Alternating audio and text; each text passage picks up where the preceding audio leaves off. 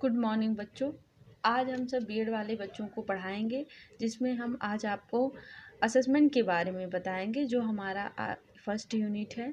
हम ये शायद आकलन जो है हमारा अभी बाकी रह गया था, जिसमें हम आपको आज असेसमेंट बताएंगे कि असेसमेंट होता क्या है, असेसमेंट कहते किसे हैं। तो हम आज जो है असेसमेंट का जो है आकलन का अर्थ के बारे में पढ़ेंगे कि आकलन का अर्थ क्या होता है। आज हम इसके बारे में जानते हैं। तो जो ये हमारा आकलन होता है, एक तरीके से कह सकते हैं कि किसी के बारे में निर्णय देना हमारा आकलन कहलाता है। क्या कहता है? किसी के बारे में निर्णय देना ही हमारा आकलन कहा जाता है। आकलन जो होता है अधिकतर जो है आकलन को लोग मूल्यांकन का नाम देता है। गलतीवश आकलन को लोग मूल्यांकन मानने लगते हैं, लेकिन ये जो आकलन होता है मूल्यांकन से दोनों में अंतर होता है। आकलन और मूल्यांकन में, आकलन और मूल्यांकन को एक दूसरे का पर्याय नहीं मानना चाहिए। एक दूसरे से ये मिलता जुलता नहीं है। आकलन का अर्थ जो होता है वो अलग होता है और मूल्यांकन का अर्थ जो होता है वो अलग होता है। तो चलिए हम देखते हैं कि आकलन का अर्थ क्या होता है। आकलन जो होता है वो लोगों से सूचना एकत्रित करने की प्रक्रिया होती है। क्या होती है? लोगों से सूचना एकत्रित करने की प्रक्रिया होती है, जिन्हें हम विभिन्न माध्यमों से जो असेसमेंट प्रोग्रामिंग टेस्ट के माध्यम से, नित्य परीक्षण के द्वारा इसका असेसमेंट किया जाता है। इसमें जो होता है किसी भी बच्चों को ग्रेड नहीं दिया जाता और या अंक नहीं दिए जाते, और बिना कह सकते हैं अंक या ग्रेड दिए ही हम इसको पृष्ठपोषण देने की भूमिका प्रदान की जाती है, उनको फीडबैक दिया जाता है। यह सब जो होता है छात्रों के उनके समूहों के द्वारा दिया जाता है, ना कि किसी अन्य के माध्यम से। ये जो फीडबैक दिया जाता है वो क्या दिया जाता है? उनके समूहों के माध्यम से दिया जाता है।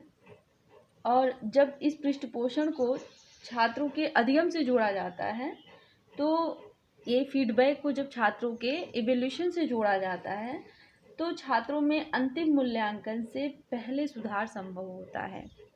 ठीक है, अंतिम मूल्यांकन से पहले कहने का मतलब असेसमेंट जो होता है, ये जो होता है एक जो फाइनली इवैल्यूएशन होता है, उसके पहले अगर असेसमेंट होता है तो काफ़ी इम्प्रूव हुआ रहता है इवैल्यूएशन में। जो पहले आने वाला है रिज़ल्ट, उससे वो बेहतर आएगा। कहने का तात्पर्य यही है।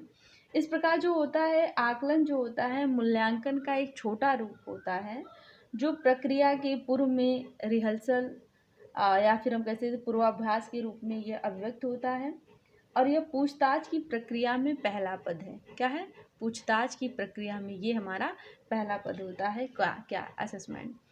तो असेसमेंट का अर्थ हमको लगा है कि आपको समझ में आ गया होगा कि ये जो होता है लोगों से सूचना एकत्रित करने की प्रक्रिया है। ये जो होता है ये मूल्यांकन से मिलता जुलता नहीं है, और इसमें जो है छात्रों को बिना अंक बिना ग्रेड दिए ही उसमें पृष्ठपोषण सुविधा प्रदान करने की प्रक्रिया होती है। इससे जो है ये उद्देश्यों से जोड़ा जाता है, और ये जो होता है जो मूल्यांकन में होने वाला जो रिज़ल्ट आने वाला है, उससे पहले जो असेसमेंट होता है तो उसका मूल्यांकन जो आता है वो काफ़ी बेहतर आता है। और ये जो असेसमेंट होता है वह जो होता है इवैल्यूएशन का एक छोटा पार्ट है या छोटा रूप है, हम कह सकते हैं। तो ये जो होता है कोई भी प्रक्रिया के पूर्व में या पूर्वाभ्यास के रूप में, या हम कह सकते हैं रिहर्सल के रूप में हमारा अभिव्यक्त होता है, और यह इंक्वायरी की पहला पद है या पूछताछ का पहला पद है। आपको क्लियर हो गया कि हमारा अधिगम का अर्थ क्या होता है? अब हम आगे बढ़ते हैं, उसकी क्या परिभाषाएं हैं। ठीक है, अब हम देखते हैं कि आकलन की क्या परिभाषाएं हैं। आकलन की परिभाषा को इरविन महोदय ने 1991 में, हम यहाँ पे आपको बता देते हैं कि इरविन महोदय 1991 में आकलन के संदर्भ में क्या कहते हैं। वो कहते हैं कि आकलन जो होता है वो छात्रों के व्यवस्थित विकास के आधार का अनुमान है। वह किसी भी वस्तु को परिभाषित कर चयन, रचना, संग्रहण, विश्लेषण, व्याख्या और सूचनाओं का उपयुक्त प्रयोग कर छात्र विकास तथा अधिगम को बढ़ाने की प्रक्रिया है। ठीक है। और इसके बाद हुबा एवं फ्रीड के अनुसार, एक ही इरविन के अनुसार सही है, लेकिन आकलन का जो ये क्वेश्चन होता है, ये आकलन का क्वेश्चन जब आपको एग्जाम में पूछा जाएगा तो ये शार्ट में ही ज़्यादातर पूछा जाता है, लॉन्ग में तो नहीं आता है फिलहाल। तो आप शार्ट में ही इस क्वेश्चन को देखेंगे कि आकलन क्या कहते हैं, आकलन की क्या पद है, या हमारा आकलन क्या है। तो ये जो होता है ज़्यादातर जो है शार्ट में ही आता है। तो आप जो हैं इसको ऐसे ही तैयार कर लीजिएगा। तो अब हम आते हैं कि आकलन की क्या विशेषताएं होती हैं। ठीक है, आकलन की क्या विशेषताएं होती हैं, तो हम जानते हैं कि आकलन की क्या क्या विशेषताएं होती हैं। चलिए, आकलन जो होता है, जो जिसके माध्यम से हम बालकों के जो शिक्षण के अंत में वास्तविक अर्थों में क्या क्या सीखा है, शिक्षण के अंत में विद्यार्थी ने वास्तव में क्या क्या सीखा है। और एक अच्छे आकलन के में 5 गुणों का होना अनिवार्य होता है। वो 5 गुण जो होते हैं वह शिक्षक और छात्रों के आकलन करने के पूर्व ज्ञात कर लेनी चाहिए। ये शिक्षक को, जो शिक्षक हैं, छात्रों का जो आकलन होगा करने से पूर्व यह ज्ञात कर लेना चाहिए, और इन आकलन इन गुणों को पूरा कर रहे हों, मतलब जो आकलन किया जा रहा है वो इन गुणों को, जो 5 गुण हैं उनको पूरा कर रहा हो, ऐसा देखना चाहिए। तो आकलन की जो विशेषताएं होती हैं वो 5 प्रकार की होती हैं, जिसमें पहला जो होता है वो विश्वसनीयता होता है, दूसरा जो होता है वो वैधता होता है, तीसरा जो होता है वो मानकीकरण होता है, चौथा जो होता है वो व्यावहारिकता होती है, और पांचवा जो होती है वो उपयोगिता होती है। ठीक है। अब हम आते हैं पहला, ये तो हमारा आकलन की विशेषताएं हो गई। ठीक, अब हम आते हैं विश्वसनीयता। विश्वसनीयता क्या होती है, पहले हम ये देखते हैं। विश्वसनीयता जो होती है किसी भी आकलन का यह सबसे और पहला महत्वपूर्ण गुण है। क्या है? गुण है, पहला और महत्वपूर्ण गुण होता है। आकलन किसी भी समय या परिस्थिति में किया जाए, किंतु उसका परिणाम सदैव समान होना चाहिए। किसी भी परिस्थिति में किया जाए, किसी भी परिणाम जो होगा वो एक समान आना चाहिए, तभी वह विश्वसनीय कहलाएगा। विश्वसनीयता जो है सामग्री वह है जिसमें एक स्तर के जो विद्यार्थी हैं पुनः परीक्षा में लगभग समान उत्तर देते हैं, और शिक्षक जो हैं किसी भी योग्यता का हो, आकलन प्राय एक समान का होना चाहिए। अगर शिक्षक द्वारा एक ही आकलन हेतु अलग अलग अंक प्रदान किया जाएगा तो आकलन में विश्वसनीयता नहीं पाई जाएगी। ये हमारा विश्वसनीयता होती है। कहने का मतलब, जब भी टेस्ट दिया जाए, टेस्ट देने के बाद या छात्रों का जो उत्तर हो, जो शिक्षक का आकलन करने का तरीका हो, वो एक तरीके से रहना चाहिए और एक समान उसका उत्तर या प्रत्युत्तर मिलना चाहिए, तभी वो विश्वसनीय कहा जाएगा। अन्यथा वो विश्वसनीय नहीं कहा जाएगा, उसमें विश्वसनीयता नहीं पाई जाएगी। अगला जो है हमारा वैधता आता है। वैध आकलन वही होता है जो वास्तव में उन्हीं उद्देश्यों का आकलन करे जिस उद्देश्य के लिए उसका निर्माण किया गया है। वैध आकलन वही होता है जो वास्तव में उन्हीं उद्देश्यों का आकलन करे जिस उद्देश्य के लिए उसका निर्माण किया गया है। लेकिन जैसे प्राय शिक्षक जो होते हैं ऐसे प्रश्नों से पूछने लगते हैं जो प्रामाणिक नहीं होते हैं।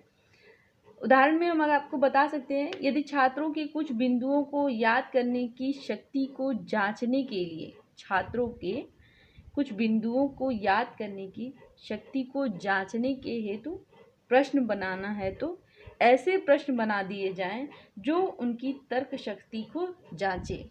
ये हम वैधता के अंतर्गत कर सकते हैं। ठीक है, ये हमारा हुआ वैधता। अब हम आते हैं मानकीकरण। मानकीकरण जो होता है एक अच्छे आकलन की यह भी एक विशेषता होती है मानकीकरण की, कि वह मानकीकृत होना चाहिए। हमारे विद्यालय में जो भी परीक्षण किए जाते हैं वे राष्ट्र और राज्य के लिए किए जाते हैं। ठीक है, लेकिन मानकीकृत आकलन वह होता है जो कक्षा स्तर को सम्मिलित करता है, वो कक्षा स्तर को सम्मिलित करता है। कौन? मानकीकरण। आकलन एवं मूल्यांकन जो होता है किस सीमा तक प्रशासन प्रक्रिया में समान है और मानवीकरण निरूपित करता है। आकलन का जो प्राप्तांक होता है वो प्रत्येक विद्यार्थियों का समान होना चाहिए। और मानकीकृत आकलन में कई गुण होते हैं जो अद्वितीय एवं मानक होते हैं। और आकलन जो होता है वही होता है जो किसी विद्यार्थियों को एक समय सीमा, समान प्रकार के प्रश्न, समान निर्देश दिए जाएं और उसमें छात्र समान अंक अर्जित किए, ये हमारा मानकीकरण होता है। हम फिर से आपको बता देते हैं कि विद्यार्थियों को एक समय सीमा, एक समान प्रकार के प्रश्न, समान निर्देशों को दिया जाए जिसमें छात्र समान अंक अर्जित करें। मानकीकरण प्राप्तांक में होने वाली त्रुटियों को समाप्त कर देता है। और जब त्रुटि परीक्षक के आत्मनिष्ठ के, विशेषतः जब जो त्रुटि होती है वह परीक्षक के आत्मनिष्ठता के कारण ही ज़्यादातर होती है। तो ये हमारा होता है मानकीकरण। तो मानकीकरण में हमारा कह सकते हैं ये हमारा कक्षा स्तर से संबंधित होता है कि ये जो हमारा है कि वो प्रत्येक जो होते हैं विद्यार्थी में एक समय सीमा, समान प्रकार के निर्देश, समान प्रकार के प्रश्न और समान अंक अर्जित करता है, तो वो मानकीकरण होता है। इसके पहले आपने जो वैधता पढ़ा है उसमें लिया गया है कि वास्तव में जो होता है वह उन्हीं उद्देश्यों का आकलन करता है जिसके लिए उसका निर्माण किया गया है। और उदाहरण में मैंने आपको बताया भी कि छात्रों की जो कुछ बिंदुआं होती हैं उनको याद करने की तर्कशक्ति जांच करने के लिए ऐसे प्रश्न बना दिए जाते हैं जिससे उनकी तर्क का जांच हो। वैधता और विश्वसनीयता जो होती है किसी आकलन के किसी भी परिस्थिति में किया जाए तो वो विश्वसनीय वही आती है, मतलब पुनः पुनः परीक्षा पे लगभग उत्तर आना जो है वो विश्वसनीयता होती है। अब हम आते हैं व्यावहारिकता।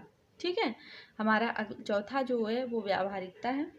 व्यावहारिकता में आकलन जो होता है लागत, समय और सरलता की दृष्टि से वास्तविक, व्यावहारिक एवं कुशल होना चाहिए। ठीक है, आकलन लागत, समय और सरलता की दृष्टि से जो है वास्तविकता, व्यावहारिक एवं कुशल होना चाहिए। ऐसा भी हो सकता है का कोई पदार्थ आदर्श हो किंतु उसे व्यवहार में न लाया जा सके, ऐसे तरीकों को अपनाया नहीं जाना चाहिए। उदाहरण के तरह बताते हैं आपको कि विद्यार्थियों को प्रयोगात्मक परीक्षाओं में सभी विद्यार्थियों को एक प्रयोग के स्थान पर अलग अलग प्रयोग देना अधिक सुविधाजनक एवं व्यावहारिक होता है। और क्योंकि सबसे एक प्रयोग करवाने हेतु एक प्रकार के अनेक यंत्र उपलब्ध करवाने होंगे, हो सकता है यह संभव नहीं है। तो व्यावहारिकता यही जो हमारा विद्यार्थियों में जो प्रैक्टिकल होता है उसमें सभी स्टूडेंट को प्रयोग के लिए अलग अलग स्थान दिया जाए, अलग अलग प्रयोग करने के लिए दिया जाए, ये सुविधाजनक व्यावहारिक होती है। और सबसे एक प्रयोग करवाने के लिए एक यंत्र का होना संभव नहीं होता है, तो इसलिए सभी बच्चों को अलग अलग देने का ये हमारा विश्वसनीयता की व्यावहारिकता में आता है। अगला आता है हमारा उपयोगिता। ठीक है, पांचवा जो होती है वो उपयोगिता होती है। आकलन विद्यार्थियों के लिए बहुत उपयोगी होता है। आकलन से प्राप्त जो परिणाम होते हैं छात्रों को बता देना चाहिए जिससे वे उन कमियों का सुधार भी कर सकें। और आकलन द्वारा इसका पता लगाया जा सकता है कि किस दिशा में सुधार करना है और किस दिशा में नहीं। यह सुधार जो होता है वह हमारा पठन सामग्री में हो सकता है, अध्यापन विधि में हो सकता है। इस प्रकार के जो आकलन होते हैं विद्यार्थियों की और जो हमारे अध्यापकों की कमियों को जानने और उन्हें दूर करने में काफ़ी लाभदायक होते हैं। ये हमारी उपयोगिता के अंतर्गत आते हैं। तो उपयोगिता जो होती है वो हम छात्रों को बता देना चाहिए जिससे वो काफ़ी अपनी कमियों में सुधार कर सकें और उसमें पठन में, अध्यापन में, और दोनों शिक्षक और छात्र दोनों लोग जो है इन कमियों को जान करके उसे दूर कर सकें। ये हमारी उपयोगिता के अंतर्गत आती है। अब हम आते हैं आकलन के उद्देश्य। आकलन के उद्देश्य जो होते हैं वह बहुत महत्वपूर्ण होते हैं।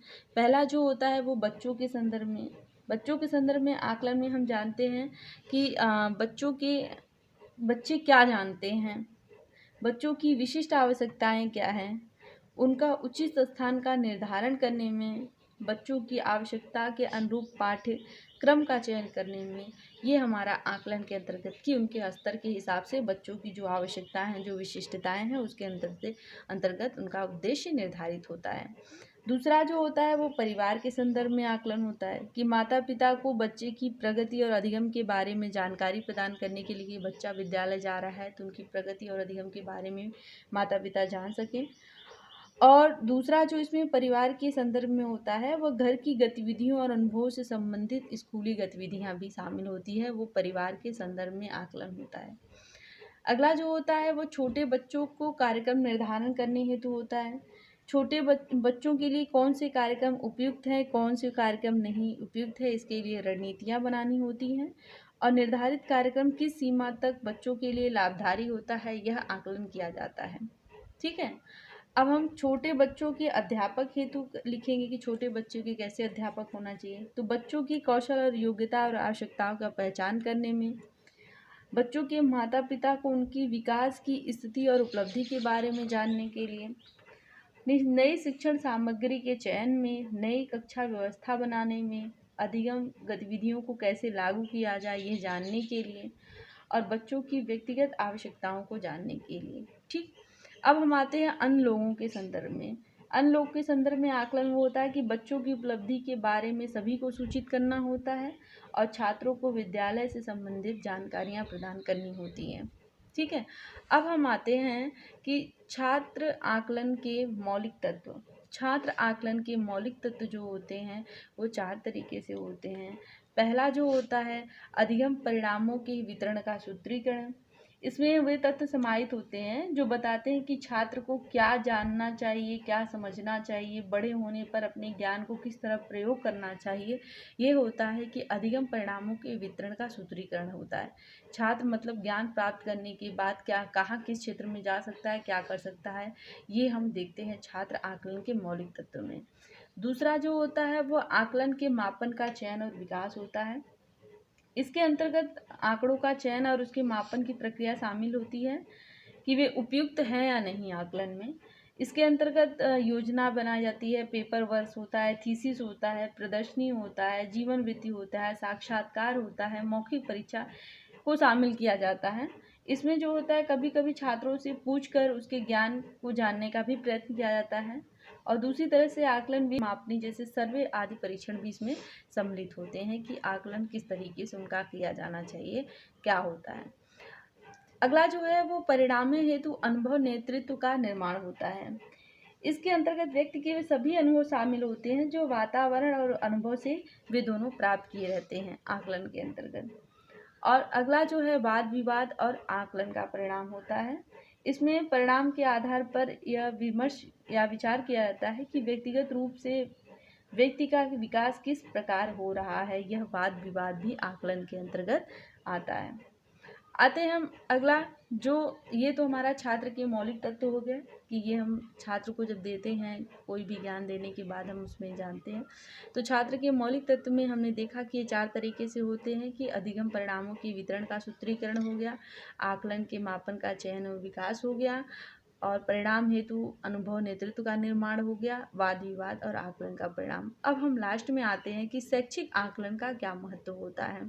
ठीक है, शैक्षिक आकलन का महत्व जो होता है वह कई प्रकार के होते हैं। नैदानिक पृष्ठपोषण प्रदान करना कि छात्रों के ज्ञान के संदर्भ में, छात्रों के प्रदर्शन के संदर्भ में, छात्र की आवश्यकता के संदर्भ में, ये नैदानिक पृष्ठभूमि के अंतर्गत आता है।